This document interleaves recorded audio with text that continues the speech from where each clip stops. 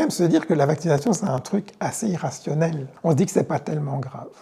Que ce n'est pas tellement nécessaire de se faire vacciner, parce qu'en fait, on ne voit plus des enfants handicapés ou même des adultes handicapés par la polio. Il n'y en a plus beaucoup. Si par exemple un proche vous dit « je me suis fait vacciner », et puis 2 jours plus tard, j'étais malade, c'est très difficile de ne pas faire le lien entre les deux, même si peut-être qu'il n'y a aucun rapport entre les deux. Notre société, sans les vaccins, je pense qu'elle ne serait pas du tout la même. C'est vraiment sans doute la réussite la plus extraordinaire. La confiance, il faut la construire et il faut être très sensible à ne pas la détruire.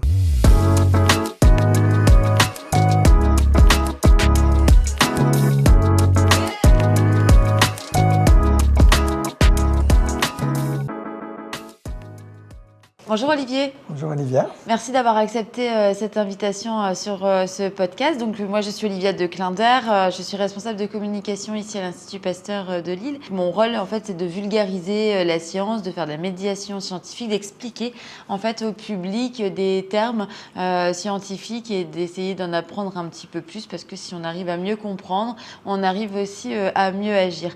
On tourne ce podcast dans le cadre des Printemps de la prévention. Les Printemps de la prévention, c'est la 4e édition. Cette année, c'est sur la santé en ruralité. Et donc, aujourd'hui, on va parler de l'hésitation vaccinale. Et est-ce qu'il y a une différence d'hésitation vaccinale entre selon qu'on l'on vit en ville ou en ruralité? Olivier Klein, merci d'avoir accepté notre invitation justement à ce podcast. Tu as écrit un livre sur la psychologie de la vaccination, coécrit avec Vincent Iserbyt.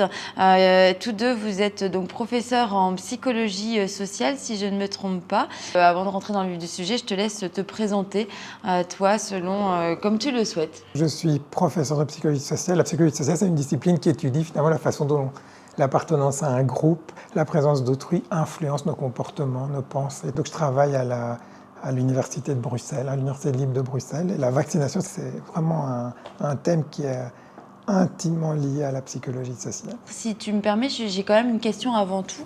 Quelle différence on fait entre la psychologie classique et la psychologie sociale ?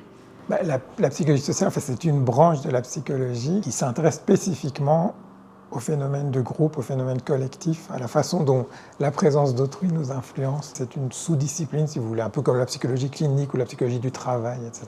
D'accord. Et donc, on va peut-être parler aussi de théorie du complot, de l'anti-vax, etc.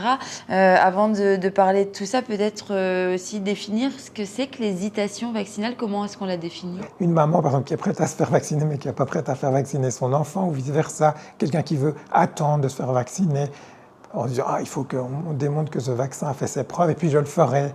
Ça peut être quelqu'un qui refuse totalement de se faire vacciner. Donc c'est tout un spectre de comportements qui reflète une absence d'adhésion totale par rapport à la vaccination. Est-ce qu'on est en absence d'adhésion simplement, ou est-ce qu'on est vraiment anti-vax dans ce cas-là ?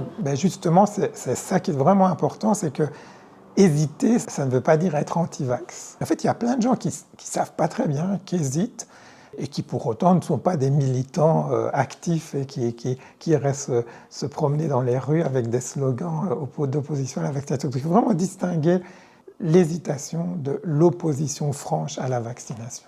On parle de ces anti-vax. Il y a beaucoup de messages en fait sur les réseaux sociaux, dans les médias. Même s'ils sont minimes aujourd'hui, ils font quand même énormément de bruit. Qu'est-ce qui explique aussi que on peut être influencé par des personnes qu'on connaît qu'on connaît pas en fait. On voit ces messages sur les réseaux sociaux et ça a quand même une influence. Les messages liés à l'opposition à la vaccination, en fait, ils reposent sur les leviers très élémentaires. Souvent, ce qu'on va voir dans ce genre de message, c'est le cas de telle personne qui, après s'être fait vacciner, aurait développé tel ou tel symptôme abominable. Et donc, on voit ça, on dit je n'ai pas envie de courir ce risque-là. Et puis, évidemment, tous les gens à qui n'est rien arrivé, on n'en parle pas tellement. On n'en parle pas, c'est vrai. Tous les gens qui ont été sauvés par la vaccination, en fait, on ne sait pas. On ne peut pas savoir si telle ou telle personne a été sauvée. En fait, on sait statistiquement que c'est le cas, que la vaccination sauve des millions de personnes. Oui. Et donc ça, c'est un des leviers qui fonctionne très bien. Et puis ça rentre aussi dans des discours qui peuvent être très séduisants et convaincants sur le fait, écoutez, ces firmes pharmaceutiques, vous voyez, elles ont toute une série d'intérêts financiers qui n'ont rien à voir avec les intérêts des patients. Et donc ça, c'est quelque chose qui peut parler, qui n'est pas totalement dénué de fondement non plus. Donc évidemment, c'est très facile d'être convaincu par des récits de type conspirationniste. Et quels sont les autres facteurs d'hésitation vaccinale? Le principal facteur, je dirais, psychologique pour moi, c'est avant tout la confiance dans les institutions. En fait, on n'imagine pas à quel point un vaccin, ça repose sur la confiance en toute une série d'acteurs, des scientifiques qui ont conçu le vaccin, de l'entreprise qui l'a commercialisé, des autorités sanitaires qui l'ont validé, etc. Donc il y a toute une série de chaînes. Et si vous n'avez pas confiance jusqu'au médecin ou l'infirmière qui vous l'administre, en fait, ça casse un peu la chaîne de confiance, justement. Donc, je dirais que pour moi, la confiance, c'est vraiment un des facteurs les plus déterminants. Et en fait, presque tous les autres facteurs, ils passent en quelque sorte par la confiance. Et qu'est-ce qui fait qu'on perd confiance dans un des acteurs à un moment? Est-ce qu'il y a des éléments déclencheurs qui font qu'on perd confiance? Il y a des facteurs, je dirais, qui fonctionnent presque à un niveau politique ou institutionnel.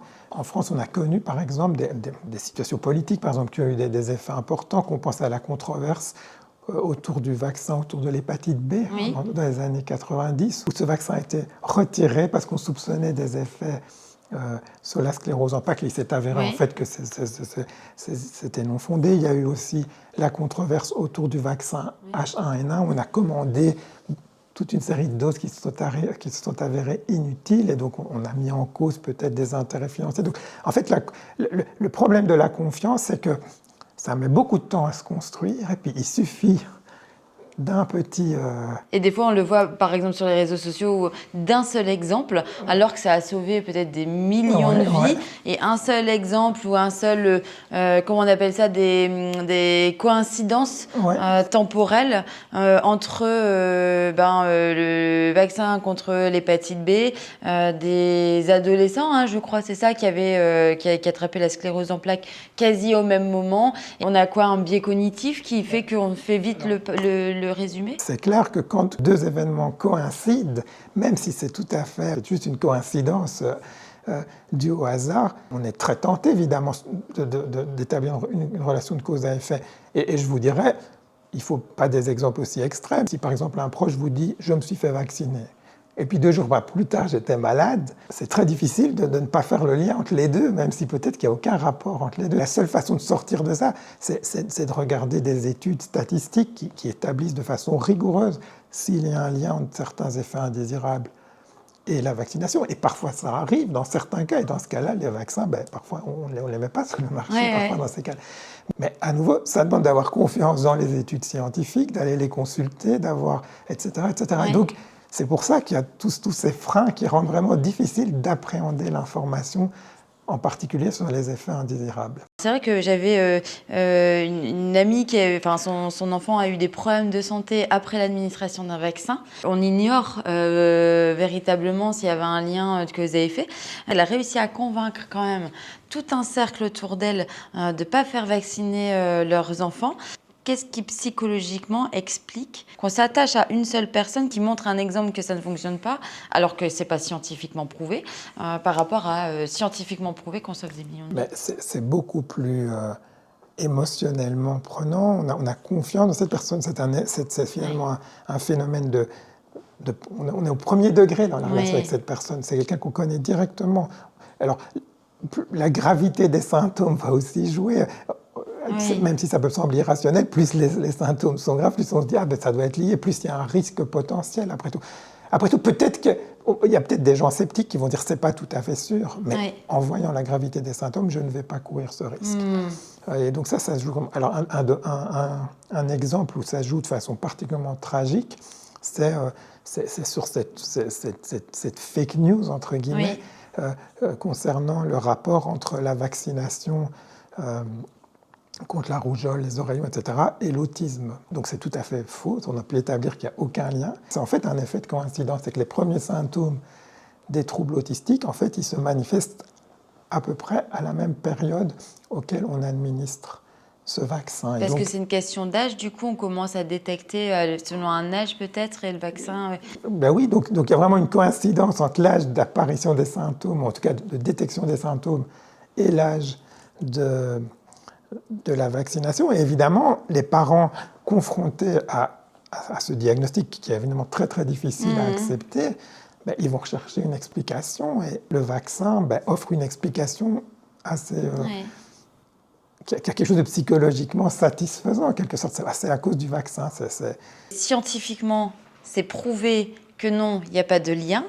Et quand même, pour autant, on continue d'avoir ce doute. Mais dans le complotisme, est-ce qu'il n'y a pas aussi peut-être ce message de dire que les scientifiques sont dans la partie et qu'ils font partie justement de ce complot? Oui. Pour prendre l'exemple ici de l'autisme, le premier article qui a montré ça, il a été retiré parce qu'on a montré qu'il y avait des fraudes manifestes. Et puis il y a d'autres études sérieuses qui ont été faites qui ont montré qu'il n'y avait aucun lien. Mais pour croire à ces études, tout est de nouveau lié à la confiance. Cette psychologie de la méfiance, de la confiance envers les institutions, est-ce que c'est récent? Alors non, l'hésitation vaccinale et les mouvements même d'opposition à la vaccination, ils sont apparus quasiment directement après l'apparition des vaccins. Et donc, en particulier au XIXe siècle, ils se sont fort développés. Donc, ce n'est pas du tout un phénomène nouveau. Il y avait toute une série de mouvements d'opposition à la vaccination. Vous savez que les premiers vaccins, c'était les vaccins contre la rage. Et donc il y avait cette idée, par exemple, qu'on allait injecter la rage aux enfants, etc., à travers le vaccin. Et donc, il y a vraiment... Alors, il y avait aussi des les raisons ne sont peut-être pas toujours les mêmes qu'aujourd'hui. Donc, par exemple, il y avait des considérations religieuses qui intervenaient. Oui. L'idée, par exemple, d'une providence divine, que si on est malade, c'est que Dieu le voulait, il ne faut pas... Oui, d'accord. Alors, il y a aussi l'idée de mélanger de l'animal avec de l'humain, vu que c'était la vaccine qui venait en fait des vaches qu'on transmettait. Donc, il y avait toute une série de raisons qui ne sont pas nécessairement exactement les mêmes qu'aujourd'hui, mais les mouvements d'opposition, ils sont présents depuis le début. Pour parler des printemps de la prévention, est-ce qu'il y a une différence entre l'hésitation vaccinale en milieu rural ou l'hésitation vaccinale en milieu urbain? Il y a aussi une question d'information, peut-être, de proximité avec son médecin. En fait, de façon peut-être intuitive, on pourrait se dire, je m'attends à ce qu'en milieu rural, les gens qui sont peut-être un peu moins informés soient plus hésitants. Et en fait, la réalité, elle est plus complexe que ça, en particulier en France, où finalement, c'est moins l'opposition rurale-urbain qui semble déterminante, parce que, par exemple, dans les milieux urbains ou périurbains, on peut avoir beaucoup d'hésitation vaccinale aussi. En France, par exemple, l'opposition nord-sud est par exemple plus forte. On voit vraiment des noyaux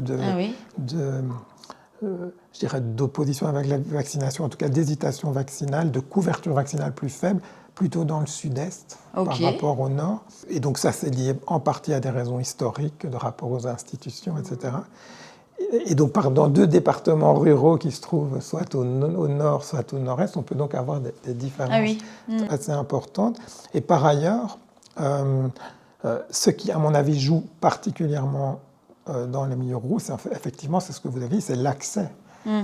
C'est moins que les gens n'ont pas confiance de ne pas se faire vacciner, c'est qu'il faut, je dirais que le premier facteur pour qu'une couverture vaccinale soit réussie, soit importante, c'est que ce soit facile d'aller se faire vacciner, que quelqu'un vienne vous proposer de vous faire vacciner, que vous soyez en contact avec des professionnels de santé, etc. C'est à la limite plus déterminant même que les attitudes que chacun peut avoir par rapport à la vaccination. Même des gens qui sont a priori hésitants, qui ne savent pas très bien quoi penser, s'ils se trouvent en présence d'un médecin ou d'un professionnel de santé qui les écoute et qui leur explique pourquoi c'est important de se faire vacciner, la plupart d'entre eux vont le faire. Et inversement, il y a aussi des médecins qui déconseillent la vaccination. Donc, oui, ça existe aussi. Ça, c'est quand même fou parce que c'est le médecin, j'ai envie de dire, peut-être que je me trompe, mais c'est un peu la première personne de confiance qui pourrait peut-être déclencher au moins une motivation à se faire vacciner. Pour en revenir à la psychologie sociale, moi, si j'ai un médecin qui me dit « je ne vous conseille pas de vous faire vacciner », je pense que je vais en parler beaucoup plus que « tiens, je me suis fait vacciner ce matin ». Alors, c'est une bonne question. Est-ce qu'on en parle plus? J'en suis pas totalement sûr. J'ai pas des données là-dessus. Mais en tout cas, ce qui est clair, c'est qu'il y a une minorité. Alors, c'est pas la plupart des médecins. C'est une petite minorité de médecins qui déconseillent la vaccination pour une variété de raisons. D'ailleurs, si on passe au mouvement d'anti-vaccination historique, c'était souvent des médecins qui les dirigeaient, en fait. Face à ce genre de discours, évidemment, un patient est susceptible d'être influencé. Donc, Donc c'est aussi un élément important. Mais je dirais, la plupart des cas, les médecins et professionnels de santé, évidemment, ils recommandent la vaccination. Et donc le contact avec elle et eux, c'est absolument crucial pour augmenter la couverture vaccinale. Ouais. Bah, finalement, un peu tout ce qui est contact et logistique, ce que tu disais, c'est justement cette logistique facile, peut-être d'avoir ce premier contact, que l'achat du vaccin soit facile à faire. Et est-ce qu'il y a des vaccins où on a une moins grande couverture parce que ça demande plus de logistique? Je pense par exemple à des vaccins où il faut deux ou trois administrations. J'imagine que ça aussi, ça joue. Plus un des facteurs importants évidemment dans l'éducation, c'est ce qu'on appelle l'effort. Plus c'est compliqué de se faire vacciner, donc il faut faire des rappels, par exemple, comme tout autre élément qui complique les choses et qui vous demande plus d'efforts, plus ça va être difficile d'atteindre une couverture maximale, quoi. Est-ce que aussi on voit dans des problèmes dans le couple, est-ce que déjà il faut l'autorisation des deux parents pour être vacciné, et c'est peut-être plus porté par la mère ou par le père? Alors oui, pour vacciner des mineurs, il faut toujours l'autorisation des parents. Et donc ça, c'est quelque chose qui pose question pour certains vaccins. Par exemple, un des vaccins qui est le vaccin contre le papillomavirus, qu'il faut donner donc à des adolescents, ou en préadolescence, en fait, avant qu'ils aient des rapports sexuels, c'est finalement des enfants qui sont déjà capables de réfléchir, de prendre des décisions en matière de santé. Bah oui. Et donc, il arrive dans certains cas que les enfants soient désireux de se faire vacciner, mais que les parents, souvent pour des raisons idéologiques, parce que ce vaccin-là, il est vraiment connoté. On se dit, ah, mais ma fille, à 12 ans, il n'aura jamais de relations sexuelles. Ça communiquerait une image de son enfant. De la préparer. Inversement, pour les garçons, comme ce vaccin protège en particulier du cancer du col de l'utérus, les parents de garçons peuvent se sentir non concernés. Oui. En fait, il y a d'autres cancers qui touchent les garçons aussi, qui peuvent être affectés par le papillomavirus, mais c'est peut-être moins connu. Mais c'est très important, parce que comme c'est une maladie sexuellement transmissible, il faut vacciner les garçons aussi. Et donc, sociologiquement, les femmes ont toujours aujourd'hui, les mères ont un rôle prépondérant dans les décisions de santé. C'est plus souvent les mamans qui vont aller chez le médecin avec leur enfant, etc. Et donc, c'est pas qu'elles sont plus hésitantes ou moins hésitantes que les hommes. Et d'ailleurs, les variations d'hésitation de genre, elles dépendent du vaccin, de la période de la vie, etc. Mais par contre, leurs attitudes, elles sont plus déterminantes, vu que c'est elles qui vont souvent être chez le médecin, etc. Donc dans un sens, il faut être particulièrement attentif, évidemment, aux attitudes des mamans qui vont avoir beaucoup plus d'influence sur la couverture vaccinale des enfants. Et oui, c'est clair. Pour en revenir justement au papillomavirus, c'est vrai que c'est assez peu connu, que déjà ça peut transmettre certains cancers aussi aux garçons. Quel cancer par exemple? Alors je ne suis pas un spécialiste, mais par exemple, il y a des cancers du pénis apparemment qui pourraient être aussi liés à ça. Ok. Et c'est vrai que c'est méconnu que le fait de vacciner les garçons réduit considérablement l'infection au papillomavirus, et pourrait, en fait, si tout le monde se faisait vacciner, finalement, c'est un cancer dont on ne parlerait plus. Bah oui, tout à fait. Donc c'est aussi une question de responsabilité collective, de préoccupation pour autrui, finalement, de faire ça. Et souvent, on peut être enfermé dans un cadre un peu idéologique lié à la représentation qu'on a de qui est son enfant en fonction du vaccin qu'on va lui donner. À quoi ça sert de vacciner un enfant de 11 ans, dont je suis sûr qu'il n'aura pas de relations sexuelles avant ses 18 ans? Oui, c'est ça. C'est en fait, on a des idées reçues, c'est presque un sacrilège, finalement. C'est quoi les enjeux de la vaccination, ou alors justement où on serait s'il n'y avait pas la vaccination? On parle de centaines de millions de vies sauvées, par exemple, à travers le programme que l'OMS a lancé il y a plus de 50 ans. Donc la seule innovation qui a sauvé plus de vies, c'est les pratiques en termes d'hygiène. C'est vraiment sans doute la réussite la plus extraordinaire. Sans la vaccination, mais il faut demander à nos grands-parents, quand on voyait des enfants qui avaient la polio, ou alors une maladie qui était très fréquente jusqu'à l'invention du vaccin, c'est la variole, une horrible maladie et donc, qui touchait toute une série de gens, et donc plein de gens très célèbres. Notre société, sans les vaccins, je pense qu'elle ne serait pas du tout la même. Oui. C'est vraiment quelque chose de tout à fait fondamental et on fait face à quelque chose qui est très bien connu en prévention. C'est le paradoxe de la prévention, c'est que quand un outil fonctionne, comme on ne voit plus les conséquences négatives de ce qu'il est censé prévenir, par définition, on se dit que ce n'est pas tellement grave.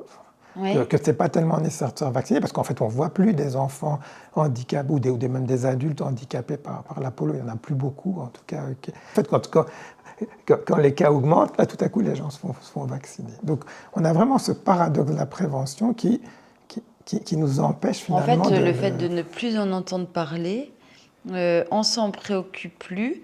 Je pense par exemple à la tuberculose. Voilà, c'est vrai tuberculose qu'en France, on n'entend plus beaucoup parler. C'est une des premières causes de mortalité dans le monde, la tuberculose. Comme en France, on est un peu plus trop concerné. Voilà, on s'en préoccupe pas particulièrement, mais en fait, ce que tu es en train de dire, c'est qu'il n'y a pas vraiment de maladie qui est éradiquée. Donc ça peut revenir, à part la polio, je crois. Mais même la polio n'est pas totalement éradiquée. La seule qui est vraiment totalement éradiquée, c'est précisément la variole. La polio y est presque, mais il y a encore quelques petites poches. Donc ça diminue quand même la couverture vaccinale parce qu'on se dit que tout va bien, donc on est moins concerné. Et ça pourrait revenir ? Ah ben oui, avec la rougeole, c'est très clair. La rougeole, comme c'est une maladie uniquement humaine, en fait, si on avait une couverture de 100%, elle disparaîtrait totalement. Oui. Mais on n'y arrive pas.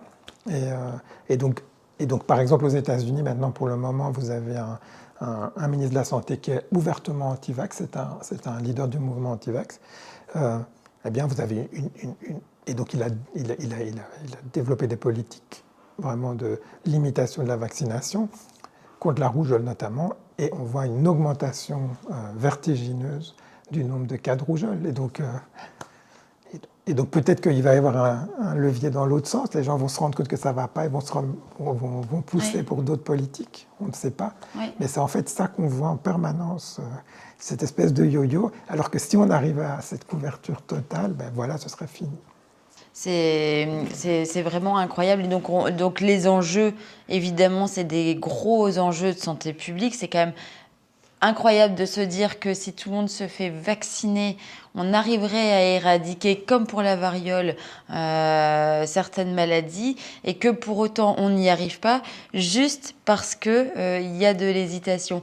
Mais c'est un peu aussi, quand même, on le voit, difficile de... Enfin, on ne peut pas porter un jugement, parce que, comme tout à chacun, on nuance. Il y a des contextes personnels, on a tous des avis, ça se discute.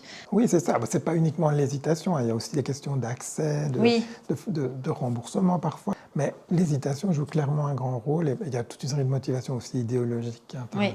Oui, il y a certains pays, alors nous on est quand même en France plutôt bien lotis en termes de couverture sociale, puisque je pense que la plupart sont remboursés par la sécurité sociale aujourd'hui, ou en tout cas pris en charge. Il y a des pays où c'est pas totalement pris en charge ?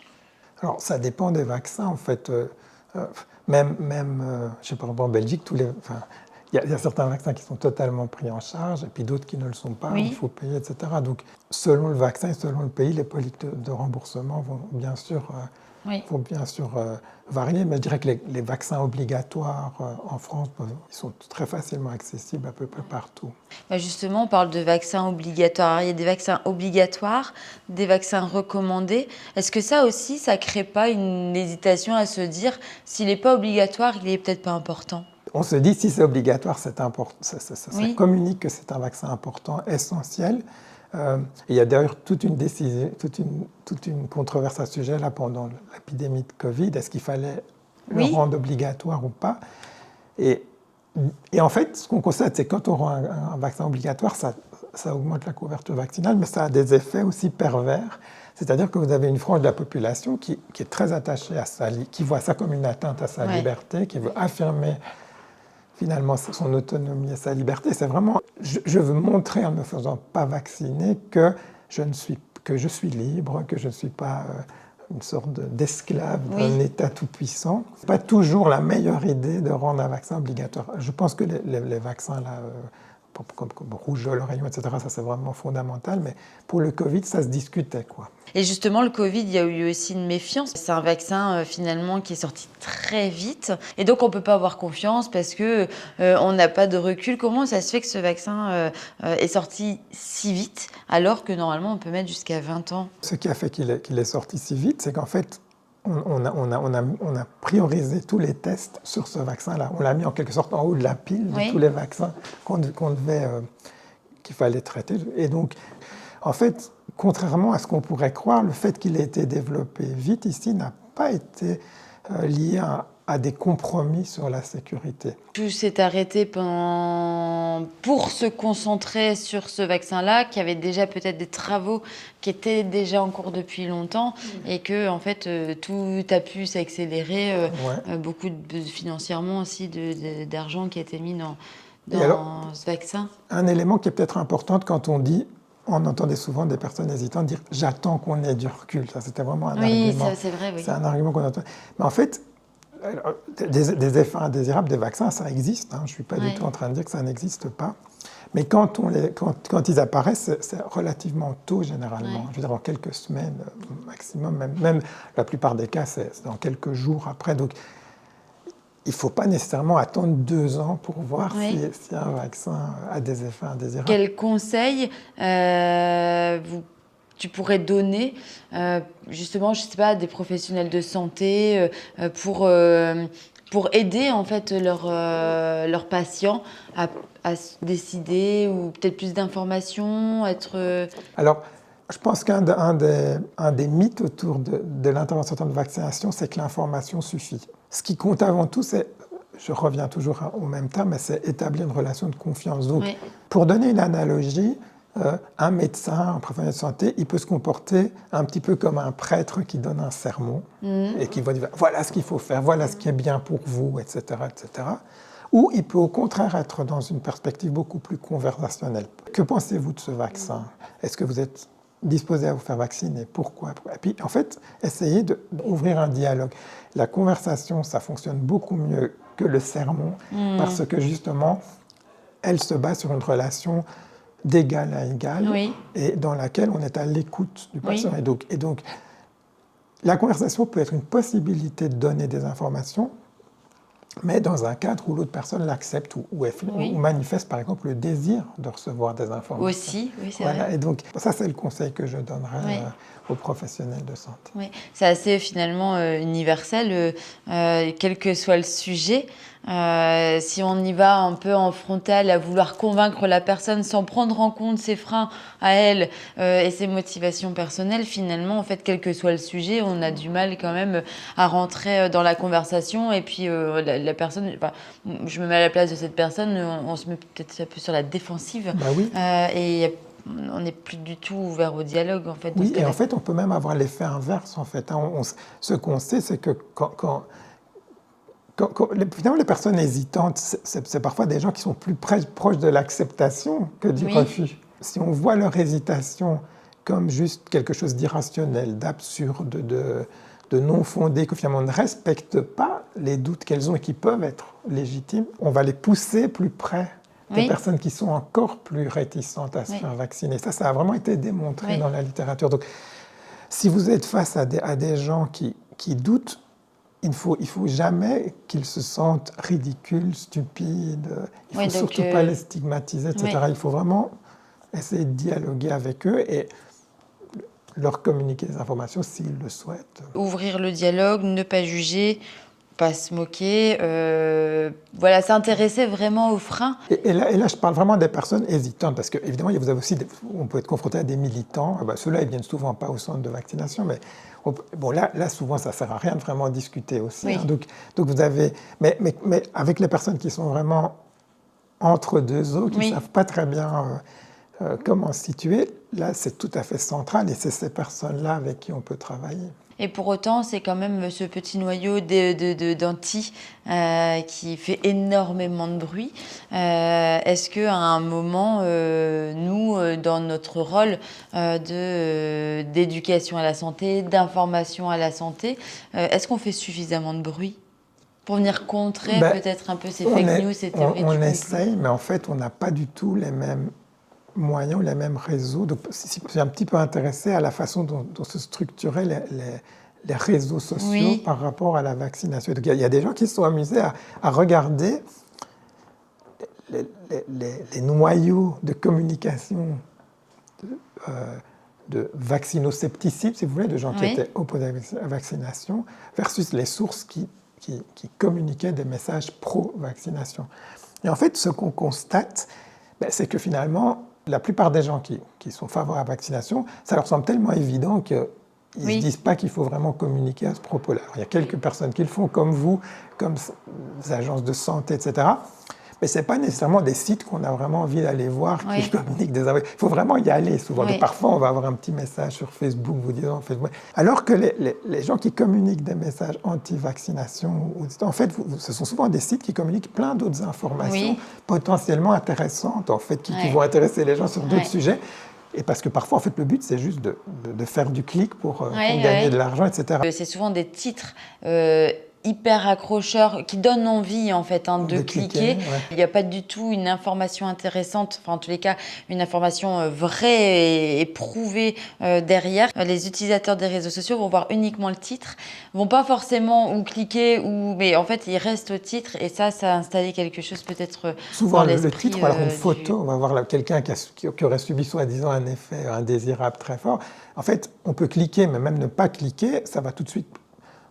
On va tout de suite associer le vaccin avec ça, et sans même nécessairement se poser de questions, on sera peut-être moins désireux de se faire vacciner.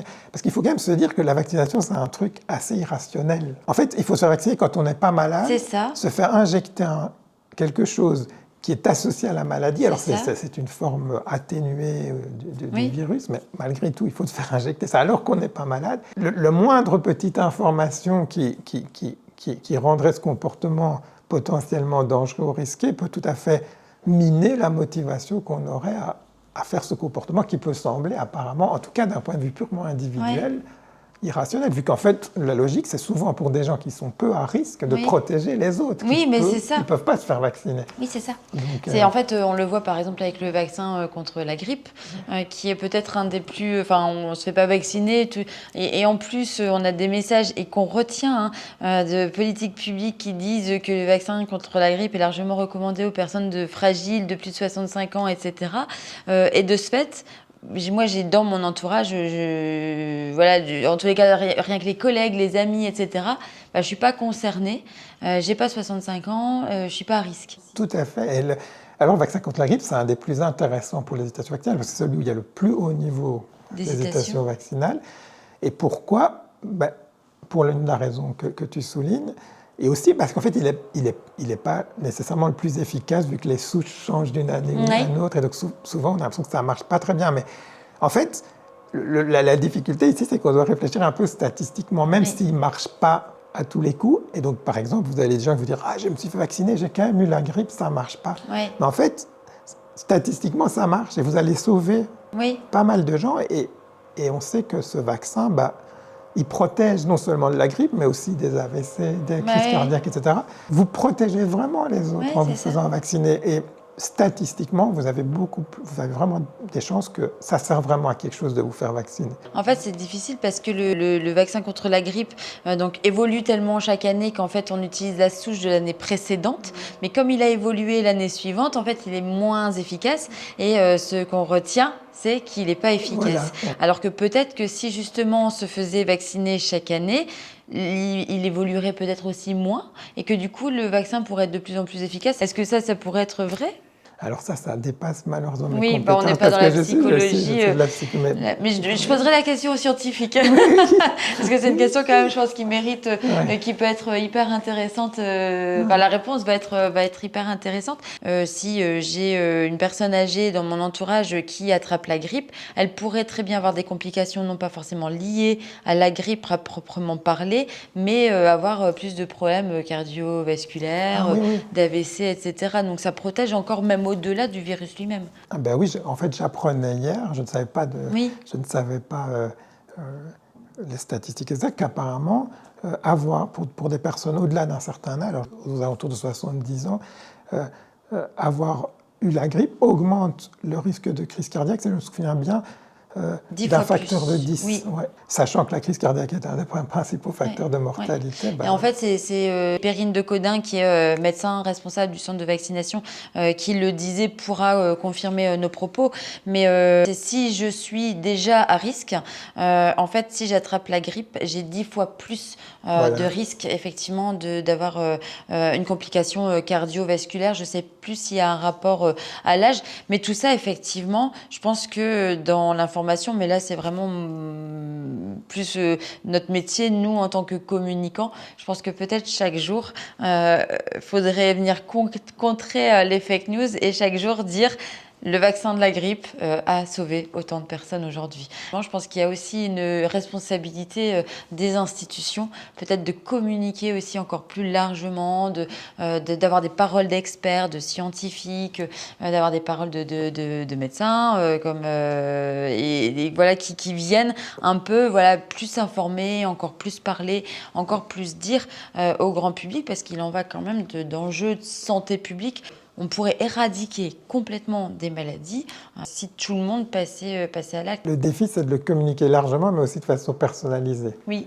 Parce qu'on sait que des campagnes générales de vaccination, ça marche relativement peu. Donc il y a vraiment un travail à faire aussi pour pouvoir s'adresser à chaque personne, à chaque En fait, c'est groupe. aussi une responsabilité citoyenne de dire et d'informer. Moi, je me suis fait vacciner ce matin. Tout à fait. Donc, vu qu'on parlait d'ailleurs des milieux ruraux, le rôle des membres de la communauté, qui ne sont pas nécessairement des membres des personnels de santé, qui n'ont pas vraiment de diplôme de médecine, mais le simple fait de se faire finalement un porte-parole de la vaccination et de la santé en général, ça a vraiment un rôle important surtout dans des communes plus ou moins isolées, où il y a parfois des déserts médicaux, etc. J'interviewais Manon Lenain, qui est neuropsychologue ici à l'Institut Pasteur de Lille, et qui a fait un petit peu de bibliographie justement sur la santé mentale en milieu rural. Et elle expliquait que justement, en milieu rural, alors certes, il y a un peu plus d'isolement, mais les gens se connaissent mieux, il y a plus de proximité. Et donc ça, quand même, en milieu rural, ça aura un impact considérable si chaque citoyen effectivement communique un petit peu plus sur les bienfaits, le fait de s'être fait vacciner et les bienfaits de la vaccination. Ouais, le rôle des pharmaciens aussi, très important. Très important, parce que c'est souvent le référent santé le plus proche, c'est souvent le pharmacien. C'est vrai qu'on ne va pas systématiquement voir un médecin. Oui, et les pharmaciens sont vraiment très, très sensibles.